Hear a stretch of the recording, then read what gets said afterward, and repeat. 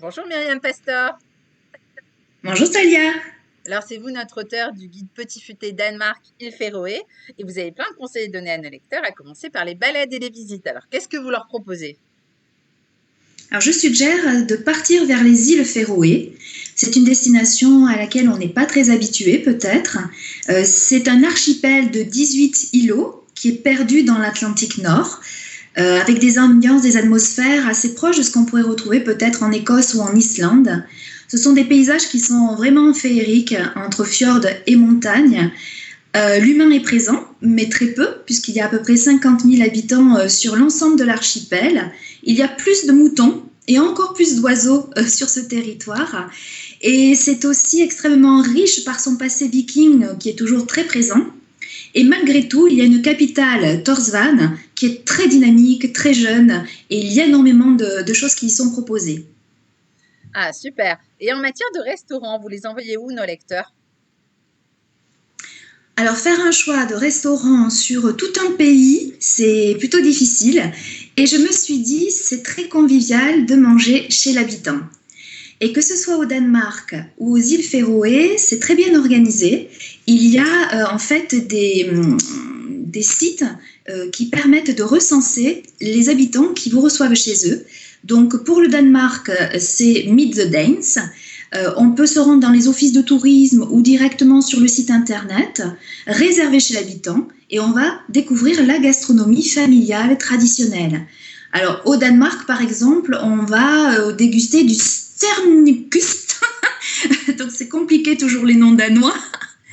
Une tranche de pain de seigle par exemple avec un morceau de plie, le poisson est très présent, plein de petites crevettes roses et puis c'est recouvert de laitue avec un peu de caviar par exemple. Ou quand on va aux îles Féroé, l'équivalent c'est eatlocal.fo et là la tradition c'est le imablin, c'est-à-dire l'hospitalité chez l'habitant. Et là on pourra déguster du poisson séché ou encore un ragoût d'agneau avec ce fameux terme qu'on appelle rest, qui est un procédé de conservation par fermentation.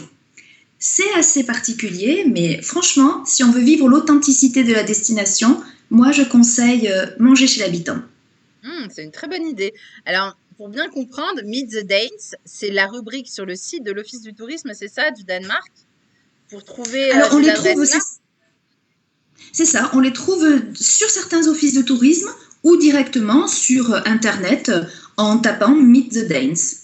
Pour tout le Danemark et pour les îles Féroé, c'est autre chose, vous disiez, c'est Hit ça? local, voilà, ça se trouve aussi sur le site officiel des îles Féroé. Sinon, c'est hitlocal.fo. F-O. Ah génial, j'adore. Bon, et pour sortir, faire la fête, vous les envoyez où nos lecteurs? Alors, on va essayer de profiter des ambiances festives du Danemark. C'est vrai que l'agenda est très bien rempli au Danemark. Et comme je l'explique dans le guide Danemark Île Féroé, seul le mois de mars est un mois de repos où il ne se passe rien. Mais sinon, il y a des festivals toute l'année, des festivals de renommée internationale, hein, comme à Roskilde, un festival 100% rock, ou à Odense, il y a un festival autour des mots, de la littérature et du conteur Andersen, puisque c'est sa ville natale. Mais moi, le festival que j'aime vraiment, c'est Smukfest, qui se situe à Sanderborg. On est dans le Jutland central, dans une zone qui est très très boisée. Il y a une forêt qui est très réputée, d'Iraven. Et là, c'est un festival qui se fait au milieu d'arbres centenaires.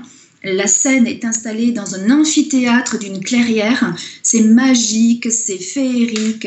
Il y a des groupes qui viennent d'un peu partout, hein, de renommée internationale. Et moi, ce festival qui existe depuis 1980, franchement, je le conseille. Mhm. Et selon vous, le meilleur bon plan de tous les bons plans au Danemark, ce serait quoi? Alors, la difficulté pour le Danemark, c'est l'hébergement. Pourquoi? Parce qu'il n'y a pas de prix fixe. C'est très fluctuant en fonction de la saisonnalité et du taux d'occupation. Et le fait qu'il y ait cette monnaie, la couronne danoise, les tarifs d'hébergement sont souvent un peu élevés. Et donc, pour moi, le bon plan, c'est une chaîne d'auberges de jeunesse qui existe au Danemark depuis 1930, qui s'appelle Dan Hostel. Et en fait, ce sont des auberges qui ont investi très souvent des lieux historiques ou des lieux un peu atypiques ou authentiques. Donc, toutes les auberges sont différentes les unes des autres. Par exemple, lorsqu'on va vers Nykøbing Mors, qui se trouve sur l'île de Mors, on est dans une zone de lagune, c'est assez extraordinaire. Là, l'hébergement, il est simplissime. Ça ressemble un petit peu à des cubes qui sont posés le long de la lagune. C'est minimal, mais on a une vue extraordinaire. Ou quand on va, par exemple, sur Roskilde, on est en plein cœur de la ville. On est dans un bâtiment contemporain qui ressemble à des entrepôts. Et en fait, on est sur le port. On a une vue exceptionnelle sur la célèbre cathédrale de Roskilde. Et il y a une déco que moi j'adore. Elle est un petit peu pop viking. Il y a des stickers, des tatous, des choses comme ça qui te présentent les différents rois, les dynasties. Enfin, c'est vraiment assez sympa, quoi. Voilà. Ou certaines se retrouvent, par exemple, dans des anciens internats, pensionnats militaires. Alors là, c'est un peu Poudlard à la Harry Potter, hein, dans des parcs arborés. C'est vraiment super. Et les prix sont vraiment très, très corrects. D'accord. Super plan, en effet. Et alors, comme souvenir à rapporter dans ces valises depuis le Danemark, qu'est-ce que vous conseillez?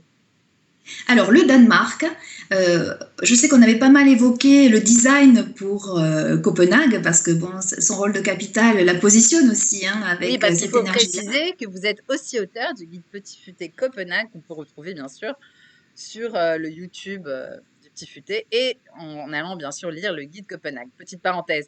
Donc oui, on avait parlé Voilà, du design en effet ensemble, je m'en c'est souviens très ça. bien.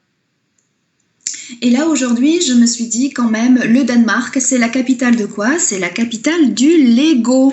Ah Parce bah que ça Lego, alors, c'est une société, tu vois.